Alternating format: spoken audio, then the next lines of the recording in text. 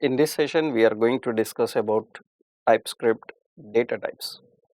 In our previous video session, we discussed about how do we declare variables in TypeScript, what are the various keywords used, and the restrictions. The variables are declared by using keywords like var, let, and const. We discussed all the differences between them. Now, in this session, we are going to discuss how the data types are defined. Technically, what is a data type? Data type determines the value type to be stored in any memory reference. So when you are allocating memory, so you need to define what type of value can be handled in that memory. As TypeScript is strictly typed, TypeScript is strongly typed. It's not like JavaScript. So JavaScript is not strongly typed, it is implicitly typed. The data type for variables will be determined according to value. But in TypeScript, it is strictly typed, it is strongly typed. Due to that, you need to determine the data type before storing a value. So whenever you declare any variable, you have to specify the type of value that can be stored in the variable. In TypeScript, we have to configure that by using let, variable name, and colon, data type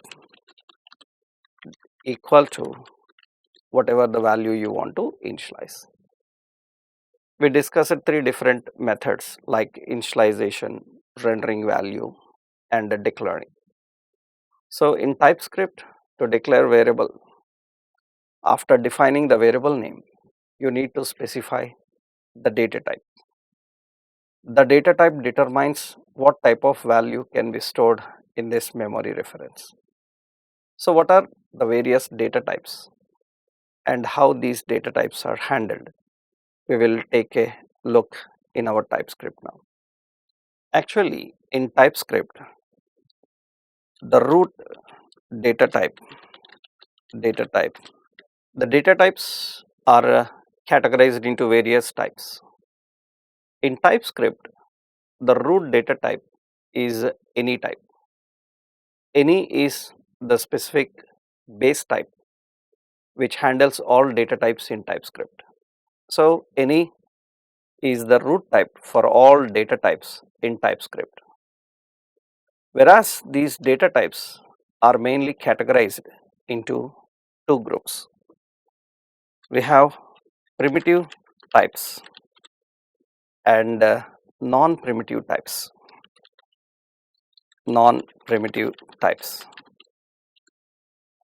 Technically, all data types, whether they are primitive or non-primitive, are derived from the base type called any type. Any is the root type which can handle all types of values. If you want to restrict to any specific type, usually we use any type when we are not sure about the type of data. When we are not sure about what type of data is coming and we need to handle the data, usually we use any type because it can handle any type of data that comes in. But if you want to restrict to any specific type, then you know exactly what type of data is coming. Then you have to use these primitive and non-primitive types. Technically, what is primitive types and what are non-primitive types? Technically, primitive types are immutable. Immutable means the types which cannot change their state. They cannot change according to the state. Once they are defined, they have that value. They cannot be changed on the course of state, but they can be shadowed. So what is shadowing? I already explained in the previous session. But important is the values cannot be changed over different states, then we call them as immutable. You will get more clarity on these immutable and mutable types when you are dealing with strings and other data types. Initially, immutable means on the course of various state, the value will not change. That is what we call immutable. Another point is primitive types are stored in memory stack. They are stored in memory stack. The memory stack allows the values to be stored in a mechanism last in first out. The last value goes in, that is the first value that comes out. So values are stored in a last in first out mechanism. So once the memory is allocated, the first value will be pushed down and the recent value will be at the top. So when you are accessing them, the recent value will be popped up first. That's what actually last in first out mechanism. So if a memory stack is allocated, then it works with the mechanism called last in first out. That's what actually the concept of memory stack. Another important point about primitive types, they have fixed range for values. Primitive types have a fixed range for values. That means you can exactly tell what value is stored inside that reference. You can exactly tell what is the difference.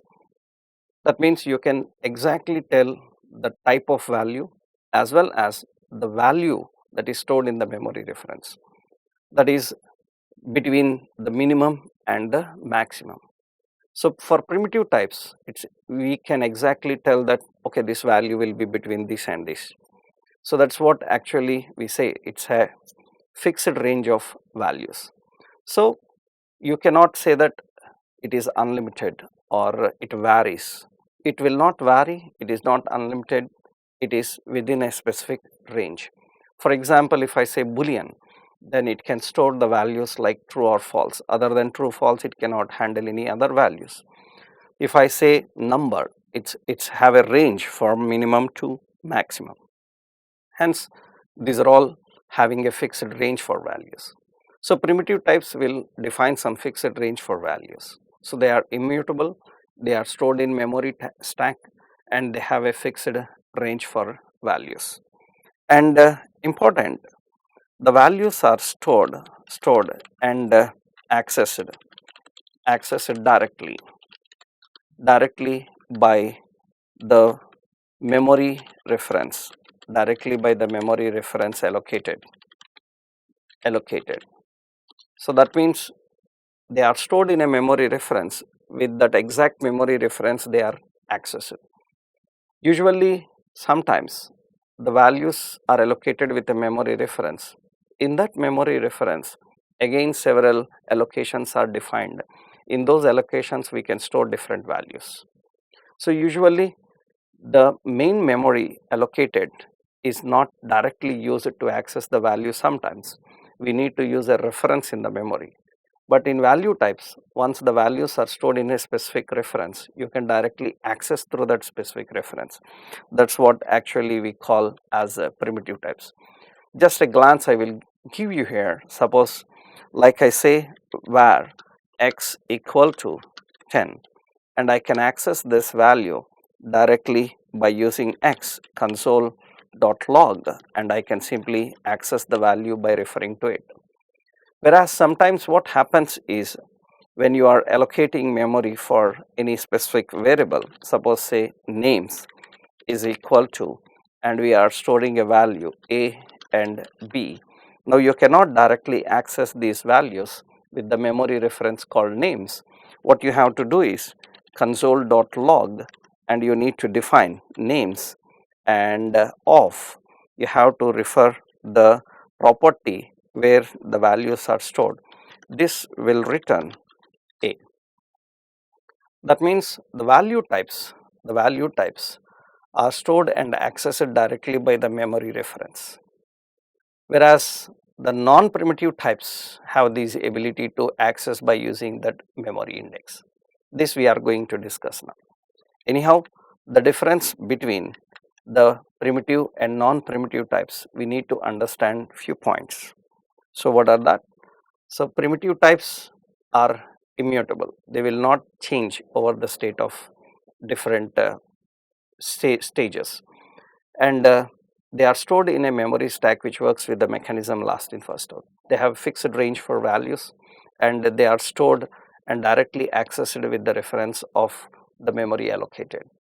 Whereas non-primitive types, in the contrast, so we will see the non-primitive types are mutable.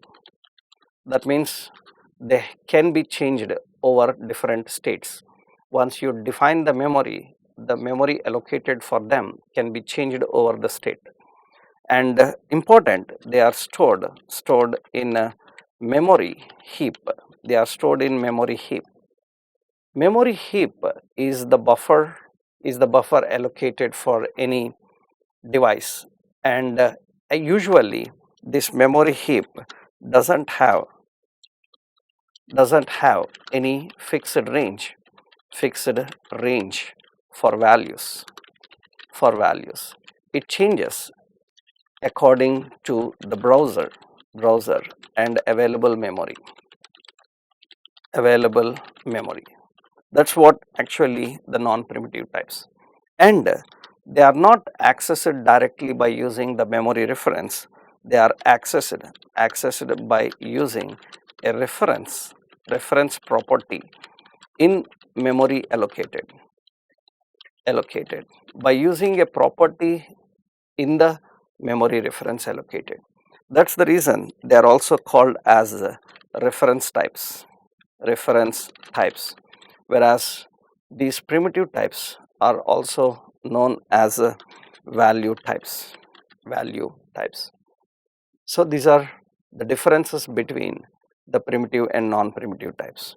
And of course, the various primitive types that we are going to discuss in TypeScript.